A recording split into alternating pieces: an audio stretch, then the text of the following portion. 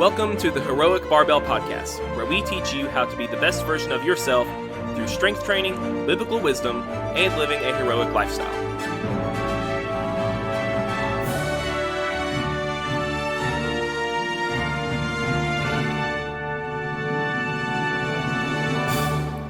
Hey guys, welcome back to the Heroic Barbell Podcast. My name is Andrew Torrance. I'm with my co-host Carrie Rock. Thank you guys for listening. If you would like to do so, please go ahead and subscribe to the YouTube channel. Leave a like, leave a comment. And if you're listening to this on Spotify, go ahead and leave a review. Anyway, let's get to the podcast. So, Carrie, what are we talking about today? Today we'll be talking about what it means to be a hero. Okay, what does it mean to be a hero? What it means to be a hero? Yeah. Hero comes from the Greek, and it means protector. So I hear your yeah, etymology and definition says. Yeah, if you just do a quick Google search, you'll find that the word hero comes from the word... Our English word is a direct translation of the Greek word hero or heros. I always think of Hero the inventor. Invented the steam engine. Yeah. As far as the Greeks were concerned, invented the steam engine. I don't know the story. Steam engine's not the right word. He figured out steam could be used to harness, as harnessed as a power source. Uh-huh. What he had done is he this bed of coals or whatever at a fire, heated a ball of water that would rotate on an axis. It had just two spouts that steam could escape. Yeah. But that water wouldn't normally leak out. Okay. And it turned. Right. They're not stupid. They know exactly what's going on. Yeah. Hey, we can use this. And then Greek society fell or something. Right. I don't know why they didn't use it. Hero means protector, defender. That's the definition of the word, I think that there are better definitions for what a hero is as far as our society is concerned. How would you define a hero? Let's just your opinion on what a hero is. I think the word is abused and is by being bandied about and referred to more people than it should. That's not to say anything that these people might do would be, valorous and absolutely to be rewarded and all that. Sure. But I think a hero would be a person who would go above and beyond the call of duty, make an altruistic potential for sacrifice. Maybe they do need to sacrifice something, maybe they don't. But they take the risk. They take the dare. And, victory goes to the brave and the bold. They are brave and they are bold in that situation. And it serves them well. I think it was mentioned in the third episode. The uncle who wrestled the shark out of the water and saved his... That's heroic. It is heroic. It might not be a hero to the community, but it'd certainly be a hero to the kid. Right. And that's not to say, just because it's their job doesn't mean they're not, courageous and valorous in serving their duty, whatever it is.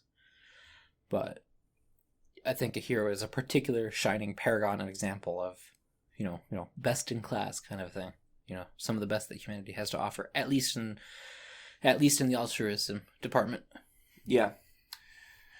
For me, I think a hero is, and I think your definition is pretty good, but I think I would add some things to it, a cup holder and USB charger. No, not like that. I think a hero is a little self-sacrificial and unselfish, and he's not just self-sacrificing for the sake of self-sacrificing. No one's like that. But there's he sacrifices his wants and desires for the good of others. I think a hero has a value system or a set of principles that he holds to and does not give in or falter on those, and he fights for those day and night, every moment of his life. Think that a hero is someone who's genuinely interested in making the world a better place in whatever way he can. And I think that a hero is someone who does all this. And I guess it just goes back to that self-sacrifice. He puts the wants and needs of others above himself. And, we just spent an entire podcast before this talking about taking responsibility for yourself. Right? This is not only taking responsibility for yourself, which they do, But then they graciously extend their sphere of concern to the immediate, and to the needy, and take immediate action. Right. That's how I would define a hero. We could spend the podcast expanding on these things, and I think that's the idea. But we're done, so let's go. Sure. No, I'm just kidding. Bye. I was kidding. They didn't even hear anything else. There's so much noise that goes along the way. Somebody has a pair of headphones. Somebody's got to record. So, who would you say is the best example of a hero the way that we've defined it? Take your guess. I know the answer. Yeah. I'm asking another one of those rhetorical, not rhetorical questions. I think the best example of a secular sort of hero would be the soldier who jumps on the grenade and saves his squad mates. Okay. Secular heroes. Sure. He's got a particular one in mind that I'm specifically beating around the bush. Man, I don't really care what you say. It's fine either way, but because you're gonna ignore it and move on. No. Say the one we both know is the right answer. I think that the greatest example of a hero, the way we've defined it, is Jesus. Yeah. And we've talked about this before, but Jesus had a mission while he was here on Earth. He was here to save the world, and he took on a lot of responsibility and a lot of suffering of others to be able to do that. Yeah. This is another way you could define a hero. A hero is someone who suffers so that others don't have to. I don't know that they always have to suffer. They don't always have to. And I don't know they always have to actually sacrifice something of their self. Yeah, now I think it's the willingness. This is a good distinction. It is the willingness. But, I don't think that I agree with you. I don't think a hero has to make some big sacrifice. But they do have to put it on the line. Yes. If they put it on the line and they take it all back, because it wasn't needed, glorious. Sure. If they put it on the line and it's all taken, well, they didn't do it because they did it because they knew it was the right thing to do, right. or a great or loving or etc. thing to do. Yeah, that it cost them all that.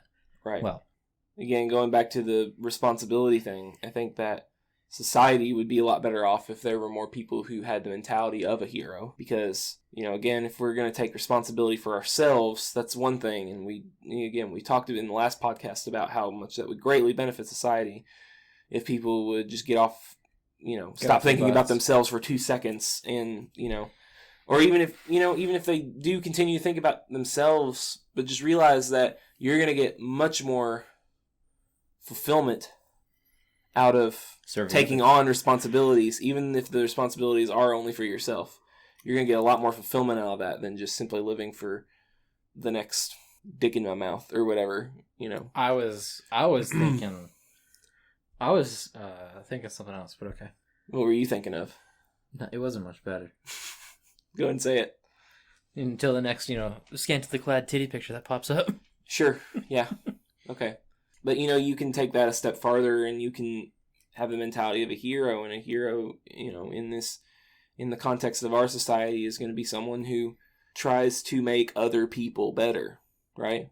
Tries to help other people take responsibility for themselves and also become a hero. And I think we're thinking of these in different manners. How so?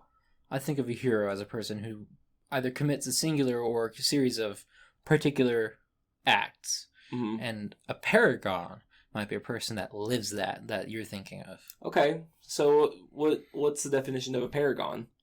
I would say it's like it's the textbook example of, an aspect of something, usually in a positive sense. But here's Merriam Webster. Definition of paragon, entry 1 of 2. A model of excellence or perfection.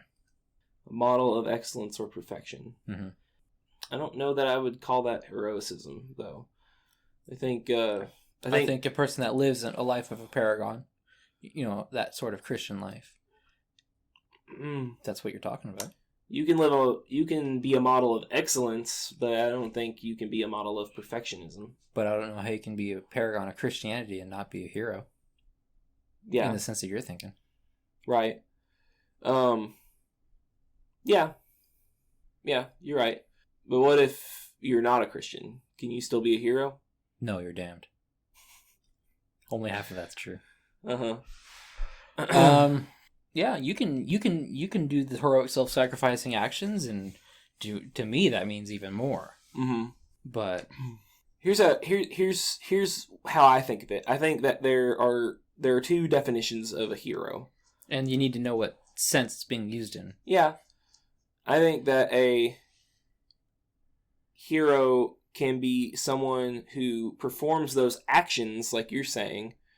So the event, Johnny, the occasion. Johnny ran Johnny into falls the in the well, and Johnny went into the burning building to save Sally. He's a hero. Yeah. So you can define a hero by a person's actions, but I think you can also define a hero by a person's mentality. I think that's part of the reason why why the word has lost its meaning in some part. Okay. I think. What have they done? Someone who would have a heroic mentality. Yeah, I think there's a combination of a physical action and event. There is the crucible, and they pass through it. Mm-hmm. Without that crucible, I think they are not. It might be that all they need is that event, and they would absolutely, glorious. Okay. But without that testing, they are not a hero. Okay. They might be, like I said, a paragon of society, a shining example of how to live your life, a very wise person you should listen to, etc. So what would they be? What would a person be if they had the mentality of, if that crucible comes, I will pass through it? But they haven't actually passed through it yet. How do they know? How do they know they will pass through? They don't, but they're saying that they're committed to doing so. I would hope that they remember that they've made that commitment. Yeah. But what would you call them in that case? There's no right answer here, by the way. It wouldn't be a hero. Okay. And it certainly depends on the way that they hold that opinion. Mm-hmm. If they hold it in an honest sense, then I still wouldn't call them a hero because they haven't done something. Yeah. If they hold it in a dishonest sense, I'm going to pass through it because I want the glory. They're self-righteous and they're proud. Yeah. That's not what we're talking about, though. At least it's not what I'm talking about right now. No, but I'm talking about the person who genuinely feels, I will bear my cross. I will go through the crucible. I will pass through the fire. I will do what it takes to save the world. I would say it to them that they need to remember that they've committed that. I would not call them a hero. Okay, what would you call them, though? That's what I'm asking. I'm asking what you would call them. I don't know. A great member of society. Okay. Paragon of the community. Not much different than what I've already said. Okay. Potentially. Okay. Yeah. I was just thinking that word paragon is missing something from what we're looking for. Mm-hmm. Because, it's, someone who is an example of excellence and perfectionism, right? Or perfection. Perfection, not perfectionism. Okay. I don't think you can be an example of perfection. I think if you're trying to be, or that you think yourself to be, you're a fool. I think you're considering perfection in a different sense than what it means. Okay. I think it just means perfection in the sense of it might mean perfection. It's a definition for one. Mm-hmm.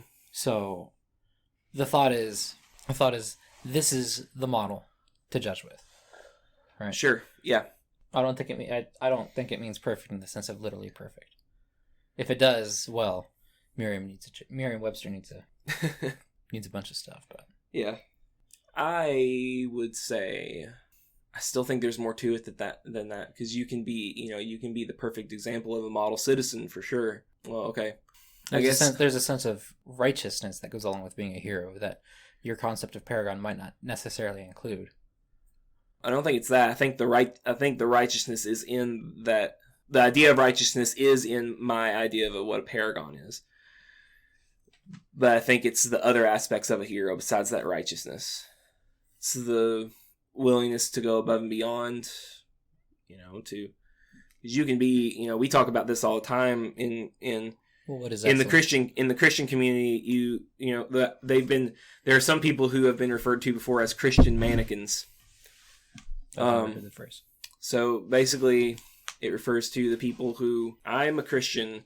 I don't drink. I don't smoke. I don't cuss. I don't dance. Dance. I don't do all these things. But then the question is, okay, what do you do? I am a firm believer that what you do for God is a lot more important than what you don't do for God. It would be evidence of your internal, your spiritual condition in a sense. Mm-hmm. It's not a work that you do to get to heaven, because it's not how that works. So we might want to move on instead of quibbling over a definition. Yeah, sure. I think we're still trying to piece together what a hero is to us, though. I have a fairly good idea. You have a fairly good idea? To myself, yeah. Okay, let me ask you this. What does it look like to not be a hero? Or where can the idea of being a hero go wrong for people? I think the thought might be illustrated, at least in part, by a story. Okay. Just like a little short story. There were a bunch of fires in a region. Story time with Carrie. Story time with Carrie. Somebody's gonna die. There was... I wish I was kind of kidding, actually. There was a fireman who somehow miraculously always was around to help put out a fire. And his face, his name, etc., was always associated with the chivalry. I know it's not that heroic altruism of saving families from burning homes and all that jazz. Well, it turns out he's the one starting these fires, so he can get that glory. Glory hounds are not heroic. No. Often they are incidentally murderous. Mm-hmm.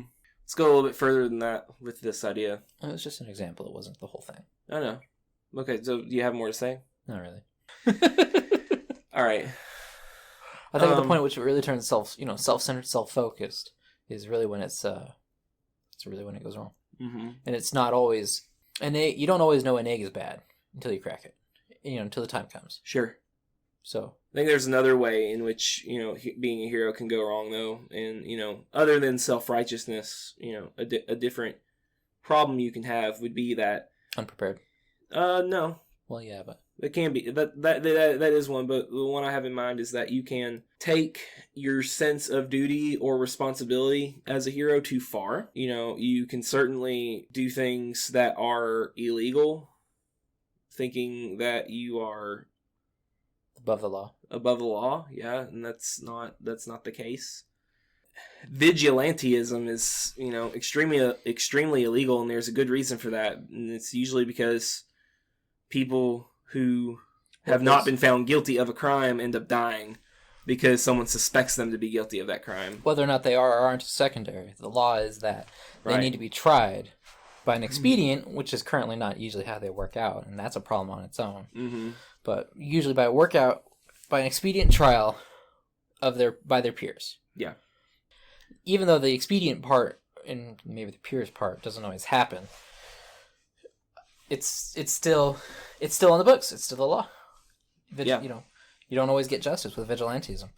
Mm-hmm. You would certainly get harsh justice. Whatever justice there is, it would be harsh. Yeah. I think you can take you can kind of a hero mentality can be unhealthy if it's applied wrongly. I've used the word hero complex on the podcast before. And I think just, having this high opinion of yourself that you're, the savior of the world in a metaphorical sense, or a literal sense. It could be, yeah. That's wrong, and it's not healthy. The point is, we're not asking you guys to go literally save the world, okay?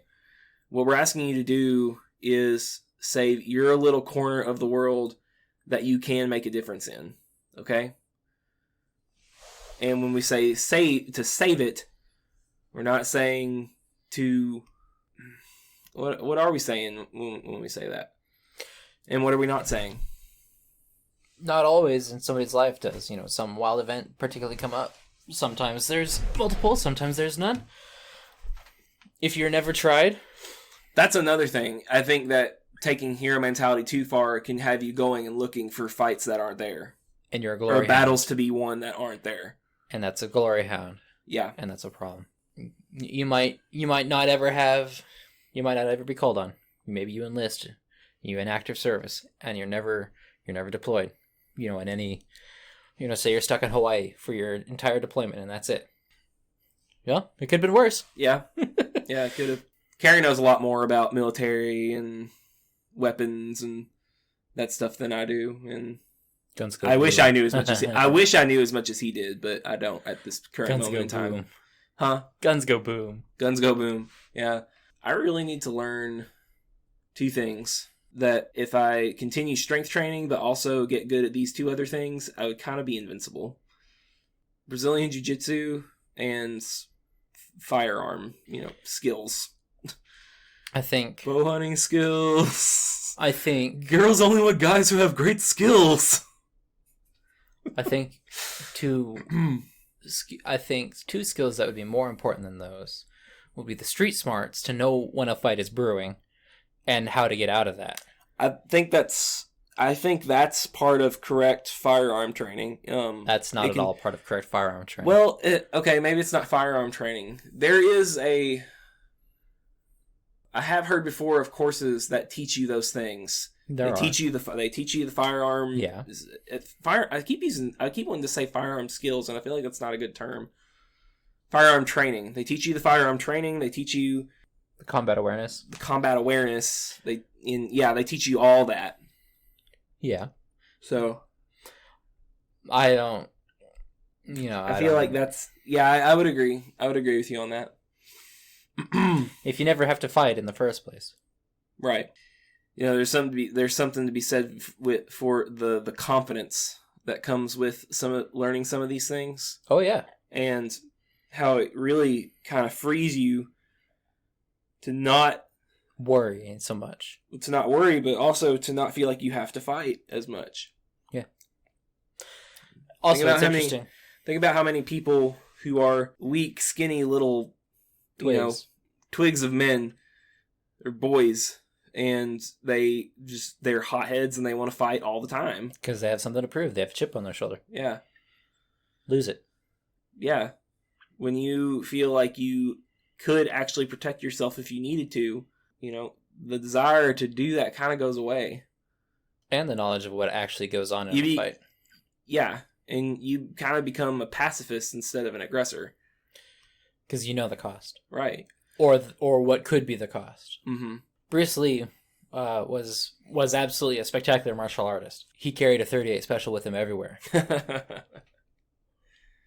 On purpose. Yeah. And for very good reason. I don't know how you wouldn't do something like that on purpose. I mean, he purposely carried it with him with a particular intention in mind. Right. And because people are idiots. Yeah. We're going to jump Bruce Lee. Brilliant. Yeah, I mean, I was always... I wasn't told this, but I had a guy I knew in undergrad who had learned, I believe it was Brazilian Jiu-Jitsu, and he was told when he was practicing regularly and had his head in the game, if you will. Yeah, is it called a dojo in BJJ? Oh, I don't know about BJJ.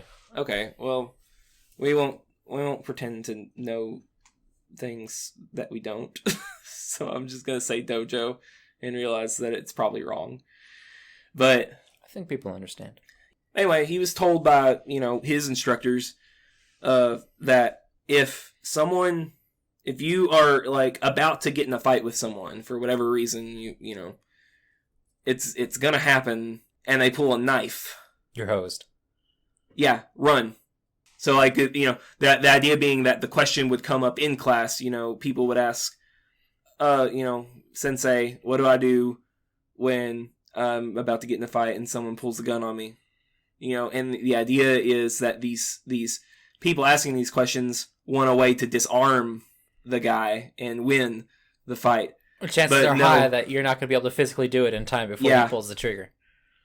Well, it's a knife, not a gun. Oh, you said gun, but... Did I say gun? I meant knife. Gun. It's the same principle, but, of course... It's totally different. Yeah. It is... With a gun, there's potentially a chance. Maybe. You should do everything you can to de-escalate the situation. Mm-hmm. You should not... You should comply. You should be non-aggressive. You should... All these things. Yeah. If this is not an option, you better hope that you are fast enough to get the gun away from an important part of your body before he pulls that trigger. Yeah. Because unless you're absolutely trained, he's probably going to hit you. Yeah. The idea is that if this knife or gun is pulled, and if that it's you're a knife, supposed to run. And it's a knife? No, don't. Yeah, no. Just run. Yeah, absolutely. Yeah, absolutely. If they still attack you, it's not looked on well in courts. No. Don't go looking for fights. Don't go looking for trouble. Don't be a glory hound. Don't be a glory hound. People get hurt. People get killed. Yeah. Bystanders get hurt. You get hurt. People who they weren't necessarily involved, they get involved. You're playing a game if you do this stuff, and you're playing with people's lives. So just don't do it. Let's think. So we've talked about what a hero is, but what does that practically look like in day-to-day life? It's being ready. It's being prepared. And not like I'm looking for trouble, but like somebody's pulled over on the side of the road and they're in trouble. Car's overheated and they don't have, maybe you can help them. It's less applicable nowadays. Everyone's got a cell phone. It's not hard. There's a number of places. There's, tow trucks, I say patrolling the highway, for people that might need help. AAA is a thing. So that's less relevant nowadays. I've had an unlikely hero or two come and help me out on the side of the road when I was broken down. So it's a lot easier when it's a guy to a guy. Yeah. It's a lot harder when it's, nowadays a female who's been broken down on the side of the road and a guy pulls over. There is obviously a potential for danger. Yeah. On both sides. On both sides. Sure. There have been a number of times where somebody, pulls over to help some woman and he gets mugged or killed or etc. Yeah. That happens. Mm-hmm. It wouldn't happen in broad daylight on the side of the road. I don't know. You say that. Yeah. But it happened. Danger is not always where you think it's from. Mm-hmm. You should know this. Not right. You, but I mean, people should know this. Yeah. They need to be aware. What other practical ways can we be a hero in our day-to-day lives? Have your head on straight. Keep your wits about you. People talk about having an everyday carry sort of thing. And, I usually have on myself. It's a bit different when school is not in session now, but when school's in session, I'll have my headphones or my earbuds or something like that. I'll have my phone. I'll have a pen. I usually have a pocket knife or something, and a Swiss Army knife. And I have a number of jeweler's screwdrivers, partly because of my glasses, but just also that's saved my bacon a number of times outside of all that. I have phone chargers. That's helped people. I have portable batteries. Actually, I need to charge mine. There's probably like 8 pounds, 5, not including that battery, of just miscellaneous stuff that could be used to help. That's my backpack. In my pockets, it's... So you're carrying all this stuff around in case you or someone else needs it. And I have stuff on hand as well.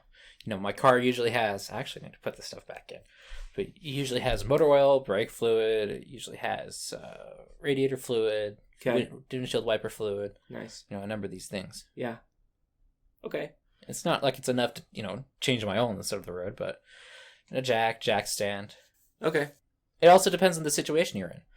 Maybe where you go, it's more remote. Oh, I have an emergency blanket in my car. I have some flares and some that sort of thing. Yeah.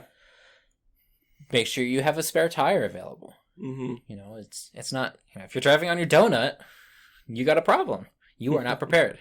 I usually have a blanket and pillow in my back as well. Less so now. I've not really needed to do that here in grad school, but in undergrad, there were a number of nights I'd spend the night in the parking lot of the university. Nice. And I'd go in early in the morning. Yeah. I get like 4 or 5 hours of sleep, and then I'd go in early and I'd get work done. Nice. It also helps. It also helps that I'm a sponge for trivia.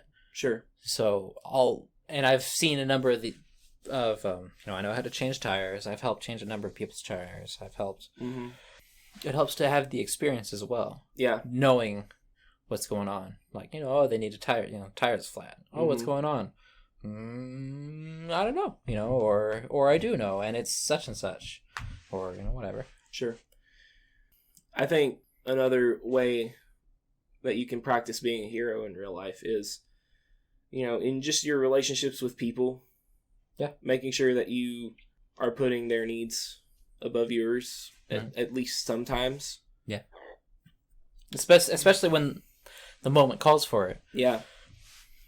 And you can kind of tell, you can tell when with practice, of course, and we all make mistakes, but there's sheep, there's dogs, there's wolves. Yeah, the wolves attack the sheep, and the sheep just live their life. Mm-hmm. The wolves, excuse me, are the predators. Right. It could be, take your pick. It's whatever. Sometimes it's human, sometimes it's not. The dogs, like shepherd dogs, are the ones to help guide the flock and protect them. Mm-hmm.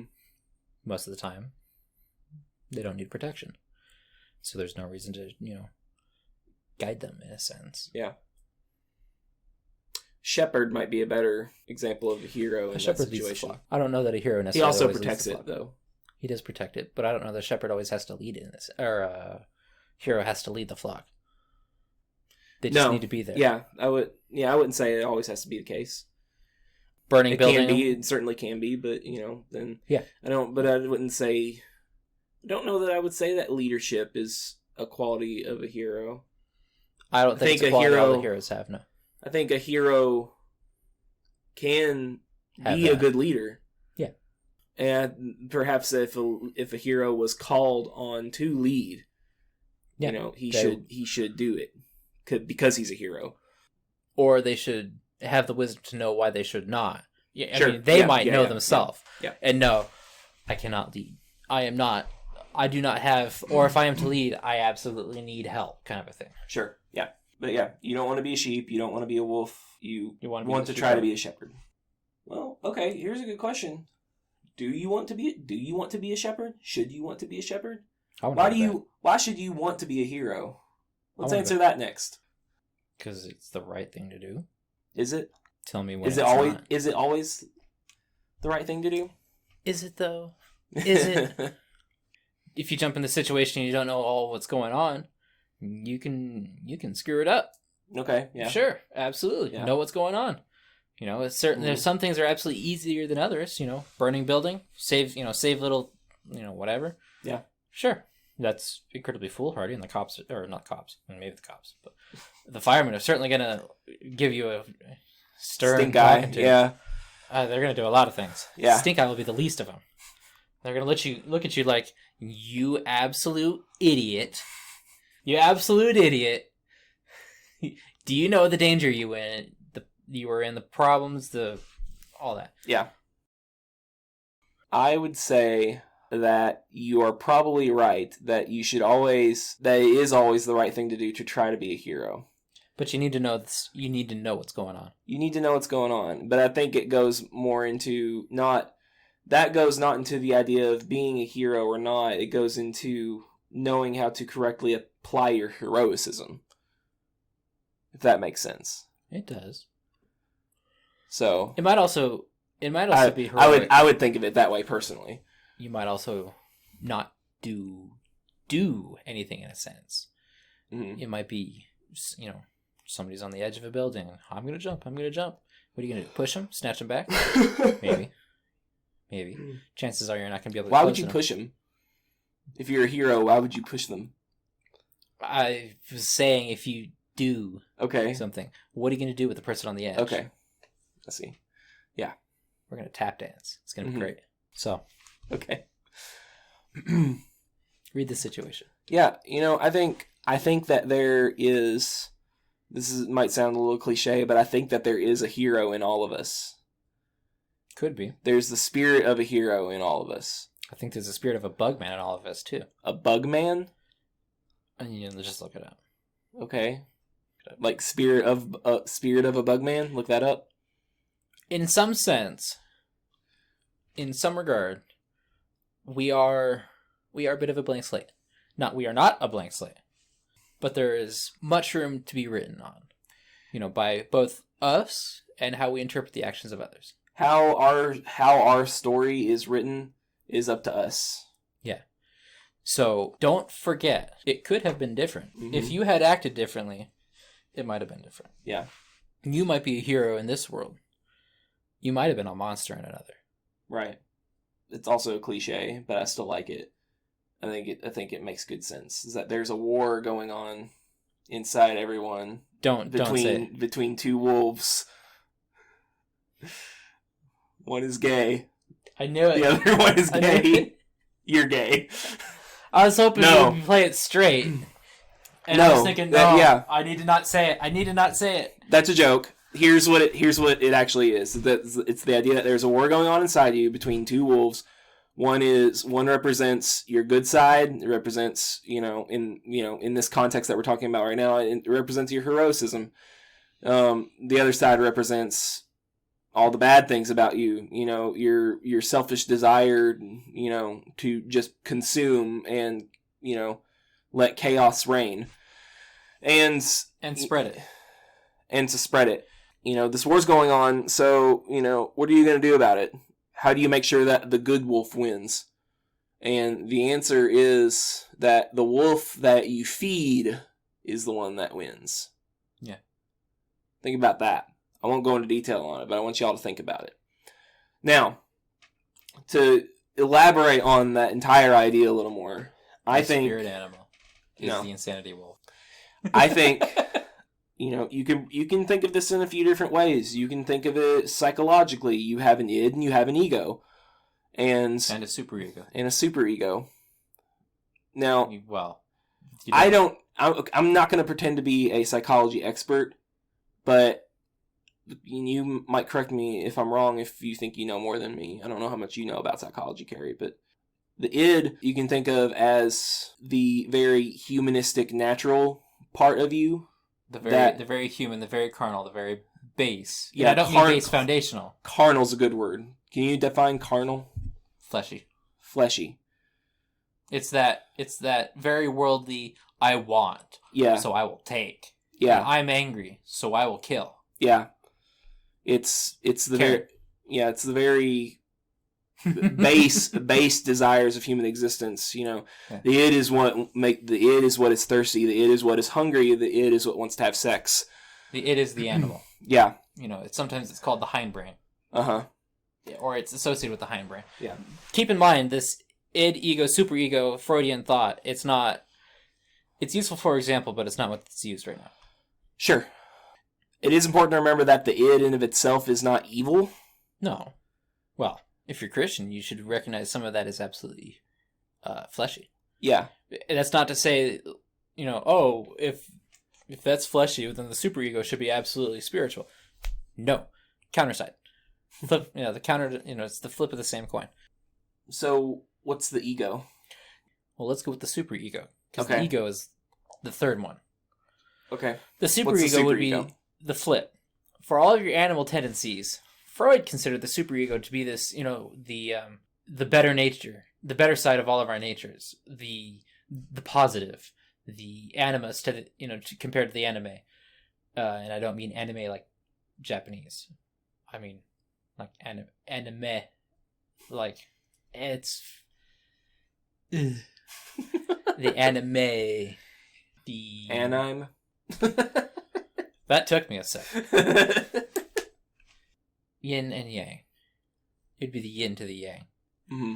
It would be all that is righteous and just and, positive about all our natures in a more realistic sense. It's all of those. The part of you that's able to see beyond those natural desires and realize that there's more value in human existence than just those worldly needs and desires. Freud thought of it as that altruistic side and everything associated with that. Mm-hmm.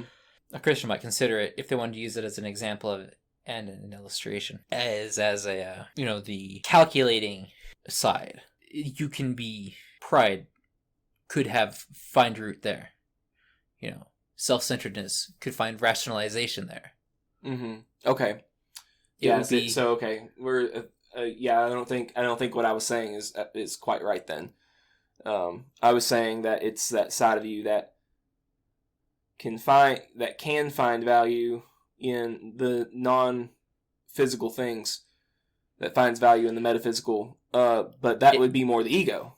Yeah, the ego because the superego takes that one step too far. Is the metaphysical. Yeah, it's that metaphysical, positive metaphysical aspect sort of thing, to use some of that thought. Whereas the carnal would be that very, very base and banal side. Yeah, in comparison, the ego is supposed to be the one that moderates them both. Right. If you don't have any id, you're dead. Mm-hmm. You have no hunger, you have no desire. You're basically a rock. Yeah. And you will starve. Mm-hmm. In some regard. If you have no superego, you're an absolute animal, and you're a terror to society at best, and you're dead at worst because you tangled with the wrong thing. Yeah. The ego is what's supposed to balance it. So where does heroicism come in? Does it come in the ego or the superego? It comes in the ego. Okay. In this Freudian example. That's what I was thinking. It comes in the ego. Because the superego will motivate, you need to do the altruistic thing. Right. The id might do, that stuff's on fire. No. Get out. Like, just go away, not your problem. Don't worry about it. Your kid, your nephew or the kid or whatever, a shark attacked. Can't do anything about it, man. Yeah. It's a friggin' shark. The ego is what's like, that is a shark. I'm going to wrestle it to shore. Yeah. Again, the whole overarching idea here being that I might have to tell that story every time. What? I might have to tell that shark story every time. That's so fine. That people know what the heck the context. Yeah. Kid is swimming in an ocean. Shark attacks kid. Shark bites kid's arm off. Uncle saves kid, and then wrestles shark out of ocean. Literally wrestles this shark out of the ocean. A lifeguard or whatever shoots the shark in the head, kills it, and they're able to save and reattach the kid's arm. Right. There you go. That's a very fast summary of that story. Yeah. Again, the whole idea here being that, the id and perhaps the superego are that part of you that is going to lead to chaos. Yeah. But the ego is the hero side of your psyche that comes in and says, wait, no. Well, the hero aspect resides with the ego. Right. And it says, no, I'm not going to let you all bring chaos into my life or the life of others. I'm going to, fight you back. Yeah. And you're not going to harm the innocence that is perhaps my own life or the lives of those around me, whether I care about them or not. I think that's an important distinction. I have a hard time believing that that you're a hero for saving the ones you love. Because if you truly love somebody, I think that love almost becomes part of your id rather than your ego. Nobody truly loves anybody. Right. But let me ask you this. I can actually use two examples here. Let's use that shark example again. That uncle loved his nephew. But you say he's not a hero because it's his family. That's kind of what I'm thinking. I'm thinking now. Okay, I'm not going to go that far. You tell that. I'm not going to go that far. I'm not going to go that far. You said it. I did, but I'm wrong. I don't think it was heroicism that sparked him to action. I don't think a hero does anything out of heroicism. I think it was love for his nephew. I don't think any hero does anything out of heroicism. I think they do it because it's the altruistic or the right thing to do. But I think that's what heroicism is. It's not the same thing. Why not? You can be altruistic and not be a hero. Tell me what altruistic means. I need a refresher on that. That's self-sacrificing help to others. Okay. Help, care, assistance. All right. So what's the difference then between altruism and heroism? Heroism is a particularly great event, is what we seem to have at least agreed on. There is an event that happens. There is that crucible. There is that moment. Well, I'm actually not still entirely sure that we do actually agree on that, but that's okay. We don't have to. No. There's not one set definition of what heroicism is, but I think what we're doing here is describing general ideas, and in my mind, we agree that in general acting a certain way and having a certain in my mind, when I hear somebody says, "I'm going to do this because it's the heroic thing to do," they're a glory hound. It's terrible. Okay. I mean, it might have been the right thing to do. I'm glad they did it. They're no hero. They did it for glory. Mm-hmm. Heroes don't do it for glory, for themselves. Okay. They might do it for glory, for somebody else's glory. Sure. Yeah. They don't do it for themselves. Sure. If they did it for their glory, it's going to eat them. Yeah. It's going to eat them. No, you're right. You're absolutely right. So when you say the hero does it because it's the heroic thing to do, it's going to eat them.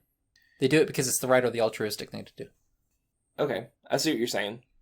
Yeah, now maybe that's... I think I would define heroism as those things, as the altruism. Yeah. I'm just saying... That's the difference in how we're defining things, now we're viewing the situation. That's fine. Tell you what. Look up altruism and heroism in a dictionary. Okay. They will not be the same definition. Okay. They might be synonymous. Mm-hmm. They are related. Yeah. They are related. They are not the same word. Sure. There is a different nuance to it. Okay. So the biggest, like I said, if you do it, it might be from a perspective, in the sense that heroism and altruism are the same word and they represent the same concept. I can see how your perspective would hold. Mm-hmm. They're not the same word. They're not the same concept. Mm-hmm. There is a difference. Yeah. Okay. Yeah. So, at the end of the day, I think my idea is just that the uncle did not go get the shark out of the water because of altruism. He did it because of love and care. And that's, I think that when you have a true, deep, passionate love for someone, in a physical sense, in a human sense, I love my wife or I love my child. Those human loves, not the agape love that God has for us and that we try to imitate. Philia. Yeah, the filial love. I think that kind of love becomes more part of the id than the ego. Do you see what I'm saying? But it's not like it's a valid model in the first place. It's useful as an analog and as an example, but it's not. Yeah. But just the general idea that you can sacrifice yourself for others' safety, but if those are people that you love, that you have a personal relationship with and love in a philos way, I don't think that counts as being a hero. I don't think it's not on your end. And by all means, if that guy's nephew or whoever else wants to think of him as a hero, that's great. If everyone else wants to think of him as a hero, that's great. I'm all for that. But I don't know that that's... Like, okay, for instance, my dad's my hero. Sure. Because of all the stuff he does for me, sure, on a regular basis. Yeah. That doesn't mean that he should consider himself a hero in the sense that we're thinking of. He's my hero, and he knows that. I don't know why that uncle wouldn't be a hero. Sure, he's related. The lifeguard would think he's a hero. He wrestled a shark out. A very dangerous creature, out of the ocean, from its own territory, at the possibility that there might be a chance to save his nephew's arm. Mm-hmm. That was an absolutely dangerous thing to do. Yeah. And it's not like it's a great, a full-grown great white or something like that. So it's not like it would be truly biblically awesome if that was the case. But that was not the case. I guess the question is this: Would that same guy have done the same thing for someone he didn't know personally? Who knows? The situation is time, place, and situation. Uh-huh. Are you going to say he's not a hero because he happened to be, just at the right time, the right place, in the right situation? Nobody's a hero then. Because they were only there at the right time, in the right place, in the right situation. If it was any other combination, they wouldn't be like that. You make good points. I'm not going to sit here and pretend that I think I'm absolutely right on this. So I don't think I'm absolutely right on it either. There's stuff I miss. But I'll just conclude with this. This is the last thing I was going to say on it. It was just that if you contrast that situation to the situation where Brian Shaw ripped a car door off of someone's car to save them, right? That was a complete stranger. He saw a situation. He just saw someone in need. He knew that he could help, and he took action. Right time, place, situation. I feel like that's definitely heroicism. It was just the right time, in the right place, in the right situation. He was a world's multiple world time strongest man. He had the strength to do it. He thought, I can do something. So he did. Mm-hmm. What if he wasn't necessarily able to do anything? Right. What did he do? He bent a door in half. And not much else. Well, and he talked to the dude. And that's... Anybody could have if he hadn't been told not to by paramedics he on would the have phone, he would have gotten the guy out of the car. Yes. As well. Yes. Potentially saving him from a dangerous situation. Or potentially endangering him. Not to say that, shame on Shaw. Just... Right, yeah, no one's trying to say that. No one in the right mind, anyway. None of us are. It could have... What did he do that perhaps his wife couldn't have done? He used his body strength, his physical strength, He didn't. to bend a car door in half. That's... Didn't do anything. How did it not? Did he remove the guy? No, but he was going to. Oh, he was going to. And the action, the intent was there. Uh-huh. But he didn't. And there's nothing wrong. There's nobody saying it wasn't a glorious, a great thing for him to do. But I don't see why Shaw is particularly different in this case. He bent a car door in half. Uh-huh. And he would have, bent the rest of the car apart to get the guy out too. Yeah. He didn't need to. I'm not saying in hindsight he didn't need to. At the moment he didn't need to. Yeah. Well, as soon as he talked to the paramedic. Uh-huh. I'm not saying he wasn't heroic. He was there. He was in the right place. Okay. At the right time. Yeah. With the right circumstances. By that logic, and previous arguments on your part, that doesn't mean anything. What previous arguments on my part? And why doesn't it mean because anything? It was purely circumstantial. It was purely circumstantial that was the uncle's nephew. It's purely circumstantial that Shaw was world's four times strongest man. It's not. My argument about the guy with the shark wasn't that it was circumstantial. It was that he's related. It was that he was related to him, that he loved him. It was because he had a particular reason. Yeah, he had a reason. Shaw had a particular reason to even go as far as he did. Because he could. I'm confused because would it have been as heroic? I will say this. I think it's interesting that we're having this discussion. We're looking at two different situations, and we're one of us in either situation. One of us is saying that the person is or is not a hero, and the other one's not necessarily saying that they're not a hero, but maybe pointing out that maybe they're not as big a hero as we think for reason X, Y, Z. I think that's interesting, but. Go ahead and throw it in parade and all that. In my mind, it's just the argument I've heard on your part is because it was his nephew, the uncle's nephew, it doesn't mean as much. And by my thought, because Shaw was, multiple time world's strongest man, it doesn't mean as much because he just happened to be in the right time, place, and situation. But why doesn't it mean as much for you? For if you're saying Shaw's doesn't mean as much, I'm just asking why. Because I don't understand your reason why it doesn't mean as much. You're saying that the uncle saving his nephew is, in a sense, tainted by his familial relation. It doesn't mean as much. It's not as heroic. It's not as any of it. Because that's his relation. In a sense, that's his duty. Sure. It's not because of his duty that I'm saying he would have done it. But okay, so I'm not saying that he did it because of duty, the guy with the shark.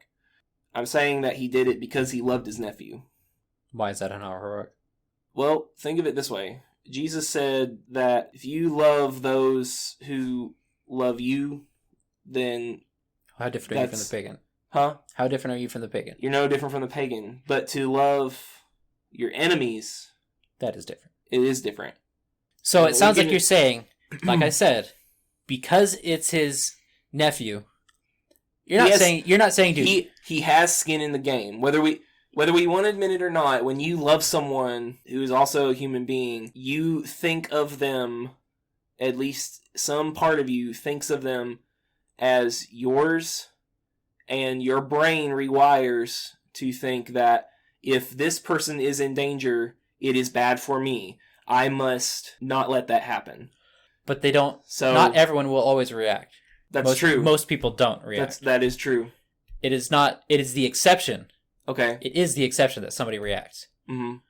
So I don't see why it's any particularly less heroic just because he has skin in the game. Whatever. Most people don't react.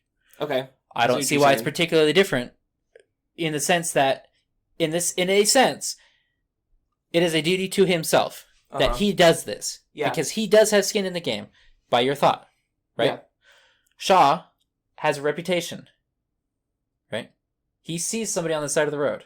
Mm-hmm. They do need help. They did need help. He has a reputation. I'm not saying he did it for his reputation.